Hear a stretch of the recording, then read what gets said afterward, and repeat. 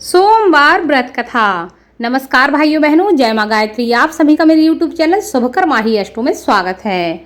आज मैं आप सभी को अपनी इस वीडियो में सोमवार व्रत कथा सुना रही हूँ। आप सभी से अनुरोध है, अगर आप मेरे चैनल पर पहली बार आए हैं तो प्लीज हमारे चैनल को सब्सक्राइब, वीडियो को लाइक और वीडियो को ज्यादा से ज्यादा शेयर करें, ताकि आपके साथ साथ आपके अपने भी इस कथा का लाभ ले सकें और भगवान शिव की कृपा आपके साथ साथ आपके घर परिवार पर सदा बनी रहे। सोमवार का दिन भगवान शिव को समर्पित है।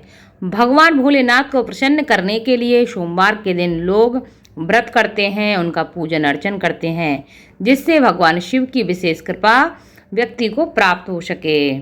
सोमवार के दिन भगवान शिव की सोमवार व्रत कथा व्यक्ति को अवश्य पढ़ना या सुनना चाहिए, जिससे उसे व्रत का संपूर्ण फल मिलता है। और जो लोग व्रत नहीं करते हैं उन्हें भी भगवान शिव की कृपा प्राप्ति के लिए इस कथा को अवश्य सुनना चाहिए। एक समय की बात है, किसी नगर में एक साहूकार रहता था।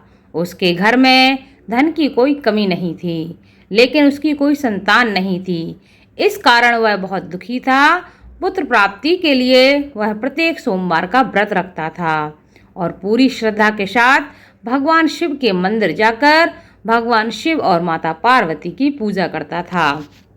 उसकी भक्ति को देखकर एक दिन माँ पार्वती बहुत प्रसन्न हो गईं और भगवान शिव से उस साहूकार की मनोकामना पूर्ण करने का आग्रह किया। पार्वती जी की इच्छा के अनुसार भगवान शिव ने कहा कि हे पार्वती, इस संसार में हर प्राणी को अपने कर्मों का फल मिलता है और जिसके भाग्य में जो होता है उसे वही भोगना पड़ता है। लेकिन माँ पार्वती जी ने साहूकार की भक्ति का मान रखने के लिए उसकी मनोकामना पूर्ण करने की इच्छा जताई। माता पार्वती के आग्रह पर शिव जी ने साहूकार को पुत्र प्राप्ति का वरदान दे दिया, लेकिन साथ ही यह भी कहा कि इसके बालक की आयु केवल 12 वर्ष होगी। माता पार्वती और भगवान शिव की बातचीत को साहूकार सुन रहा था। उसे ना तो इस बात की खुशी थी और ना ही बहुत दुख। वह पहले की भांति भगवान शिव की पूजा करता रहा। कुछ समय के बाद साहूकार के घर एक पुत्र का जन्म हुआ। जब वह बालक 11 वर्ष का हुआ तो उसे पढ़ने के लिए काशी भेज दिया। साहूकार ने पुत्र के मामा को बुलाकर उसे बहुत सारा धन दिया और कहा कि तुम इस बालक को काशी विद्या प्राप्ति के लिए ले जाओ और मार्ग में यज्ञ करना। जहाँ भी यज्ञ कराओ वहाँ ब्राह्मणों को भोजन कराते रहना और दक्षिणा देते जाना। दोनों मामा भांजे इसी तरह यज्ञ कराते और ब्राह्मणों को धन दान दक्षिणा देते काशी की ओर चल पड़े। रात में एक नगर पड़ा जहाँ नगर के राजा की कन्या का विवाह था, लेकिन जिस राजकुमार से उसका विवाह होने वाला था वह एक आंख से काना था। राजकुमार के पिता ने अपने पुत्र के काना होने की बात छुपाने के लिए एक चाल सोची। साहूकार के पुत्र को देखकर उसके मन में एक विचार आया। उसने सोचा, क्यों ना इस लड़के को दूल्हा बनाकर राजकुमारी से विवाह करा दूं। विवाह के बाद इसको धन देकर विदा कर दूंगा और राजकुमारी को अपने नगर ले जाऊंगा। लड़के को दूल्हा के वस्त्र पहनाकर राजकुमारी से उसका विवाह करा दिया गया, लेकिन साहूकार का पुत्र ईमानदार था। उसे यह बात न्याय संगत नहीं लगी। उसने अवसर पाकर राजकुमारी की चुन्नी के पल्ले पर लिख दिया कि तुम्हारा विवाह तो मेरे साथ हुआ है, लेकिन जिस राजकुमार के संग तुम भेजी जाओगी वह एक आंख से काना है। मैं तो काशी पढ़ने जा रहा हूँ।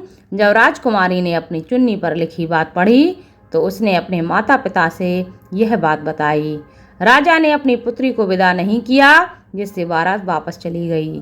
दूसरी ओर साहूकार का लड़का और उसका मामा काशी पहुँचे और वहाँ जाकर उन्होंने यज्ञ आदि किया। जिस दिन लड़के की आयु 12 वर्ष की हुई उसी दिन यज्ञ रखा गया। लड़के ने अपने मामा से कहा कि मेरी तबीयत कुछ ठीक नहीं है। मामा ने कहा तुम अंदर जाकर सो जाओ। भगवान शिव के वरदानुसार कुछ ही देर में उस बालक के प्राण निकल गए। मृत भांजे को देखकर उसके मामा ने विलाप करना शुरू कर दिया। संयोगवश उसी समय शिव जी और माता पार्वती उधर से जा रहे थे। पार्वती जी ने भगवान से कहा, स्वामी, मुझे इसके रोने का स्वर सहन नहीं हो रहा है। आप इस व्यक्ति के कष्ट को अवश्य दूर करें।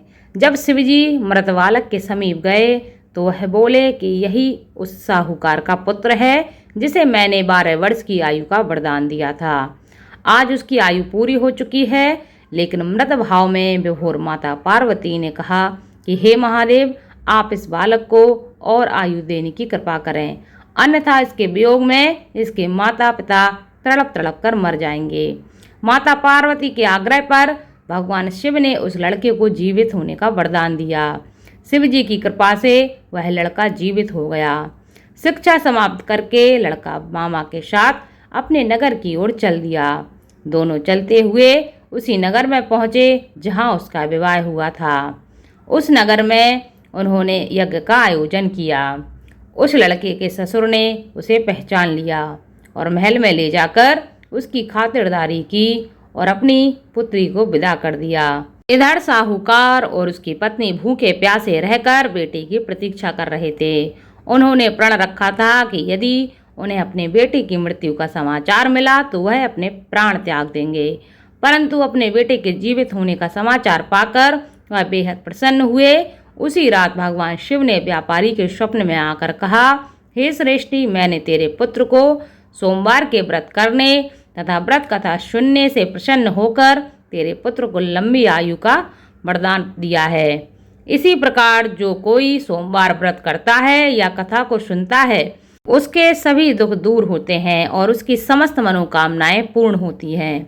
ऐसे व्यक्ति पर मेरी सदा कृपा बनी रहती है और उसके जीवन के संकटों को मैं हर लेता हूँ।